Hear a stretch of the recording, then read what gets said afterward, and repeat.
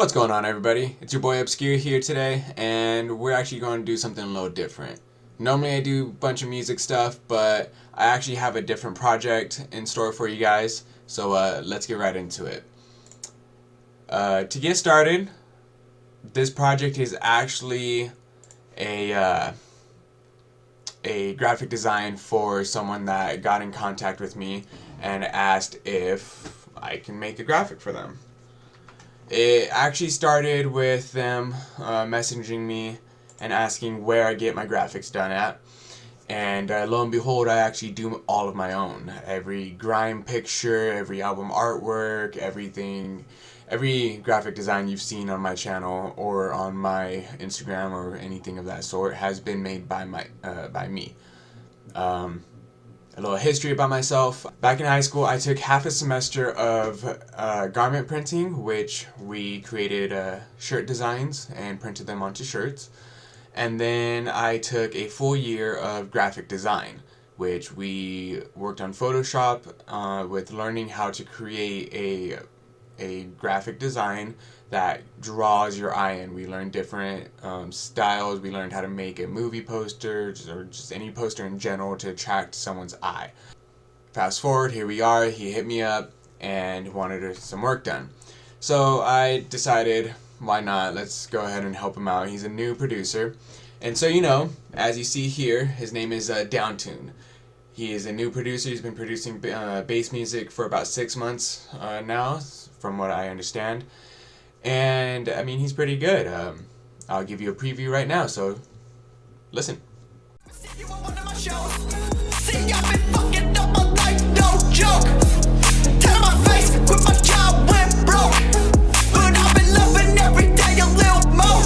When you hear that wooden block, you know it's all the ghost.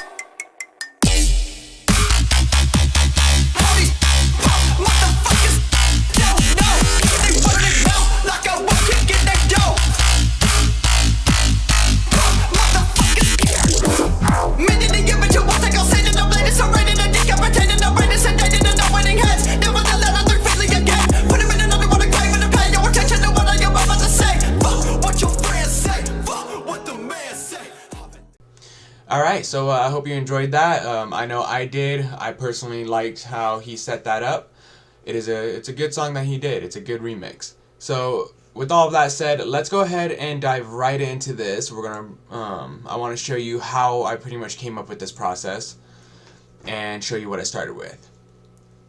So this is it. This is what I started with. I had him send me a few pictures. As you can see here, the actual picture is bigger than my workbox or my canvas.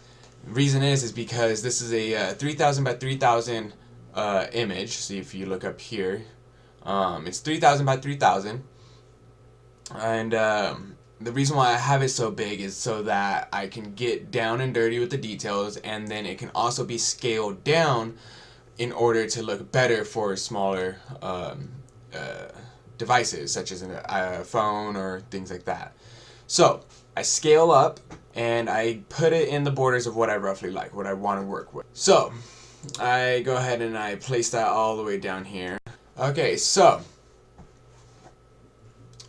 what I do is after I resize the image, I go ahead and I draw myself an outline. Boom, there you go. Now don't mind the grime. I just kind of like working in one layer. It helps me with my workflow. I started out with literally taking my pencil and boom. I just click and drag along and I do the outline first, okay? Don't worry about the grime yet. Trace everything, make it look how you want it. You know, I added in the piercings, I colored them in on this layer too. Now right here, like I said, I just followed the jawline. The grime comes later. So, with all that being said, once you get your outline done, go ahead and move on to your grime. This is where you start making everything look like it's actually coming apart and dripping off the face. Now, there's 3 styles of grime that you can use. There's this single little drop, the double drop right here, and then we have this guy right here, the triple drop. Now, it's up to you what you use, how you use it, and what you want to do with them. It really doesn't matter. I honestly just go through here and just do random markings on here and spread it out so that I get an even coverage. After you do that, I make my pencil or my marker or whatever I'm using, my whatever tool I'm using, I make that a smaller size, and I go along over here and I make these edge markings to give it depth. You want to remember there's depth to a face. Like right here, you know, I show it going back behind this and then continuing back over here. You just add these little effects that show the depth in the picture, you know. Like right here, it's coming off the jawline, but it's coming over the jawline over here. It shows perspective, it shows depth to the picture, okay? So just as long as you remember that, keep that in mind, you'll do good. After you get the grime, you get everything drawn in like that, I then like to add in my colors, okay? So boom, bada bang.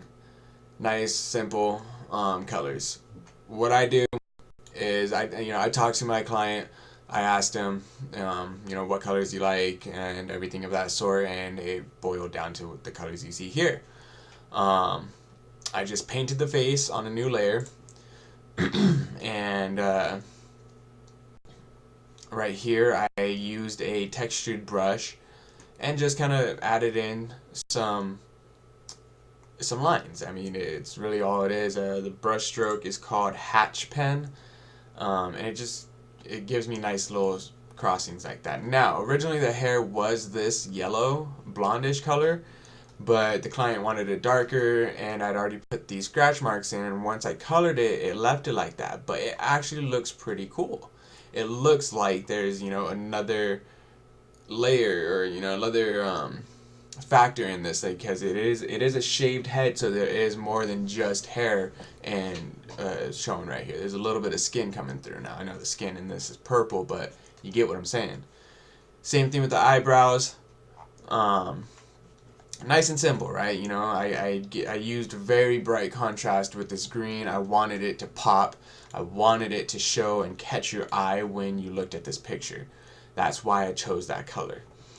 Now, next up, after that, you go ahead and add your shadow. Now, normally with this kind of picture, I would use shadow and highlight, but adding the highlight on this one just it threw it off too much. It was too much color. I'll show you right here. This is the shadow. It already looks like it's highlighted from the sun, from a outside light source. So just this right here, just adding the shadow was good enough. Now, so my shadow is just, I took my dropper right here, got this color, came over here, and I moved this. It's actually, I got the wrong color, hold on. Boom, grab that, grab this, and you just move this to a darker shade, color it, paint the face, and then erase what you don't want to be shadowed.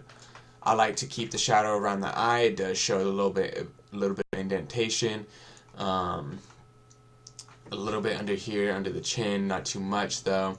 And then another thing I like to do with my shadow is I like to turn the opacity down. If you have it all the way up, it's just too prominent and too much. But when you bring it down, it's just lays over top, just like a shadow does, and it just worked perfect. And that's what I like to do. So, with all that being said, I needed to make a background. Now, he wanted a spooky background, so I can't use black because of the black elements right here and, the whole darkness of this, so it would have been just too dark. But while thinking of a background, I kind of thought of this smoky looking background, which I added this in. And all it is I take my pen marker, or my pen tool, I come over to my stencils. You can't see it because of my face, but there is a tool here called Smoke, and let me make the pen a little bigger for you to see, and it just gives you that kind of look, like that one. So that's what I use to make that smoky effect. It works good. I just kind of did the border, did around him, and left some empty space because right here is where we add his brand name. We did some work, we did some research and some talking about what he wants to use for the font. This is what it boiled down to. Now this looks boring just like that, you know, just a plain color like that, like, oh yay, you know. So I decided to spice it up. Now a trick I like to use is to quite simply duplicate the pattern, change the color of it, and then offset it from the original. Watch how much this changes, how much it pops and pulls your eye to it when, how much it pulls your eye to this element when I turn it on. Just ready? Boom. It makes you want to look at that section of the image and say, well, what is that? Downtune. Okay, that's sick, you know? And so that's one reason why I do that. Like I said, it's literally, you can see it right there. That is just the same thing, just dragged down just a bit. So with all that being said, that is the design. It's nice and simple, nothing too fancy, and I mean, you shouldn't ever go for something too fancy. The simplicity and minimalism of these artworks are what really bring people's attention to them. Everyone thinks that they need to have all these flashy and eye-catchy candy on their artwork and logos and everything like that, and that's not the case generally. I mean, you can have some things that pop and flash and catch your attention and draw it, but when you're really going for especially a spooky look, the minimal look really works. But at the same time, not even just for the spookiness, just in general, you want to have mainly two eye catchers. And in this case, you got your downtune, the lettering, and then the actual picture of him. And mainly the main eye catcher here is the face. You know, the body and the rest of it is like, yeah, whatever, but it's that face, the grime. Everyone wants to look at that. So remember, keep it simplistic, but pay attention to detail.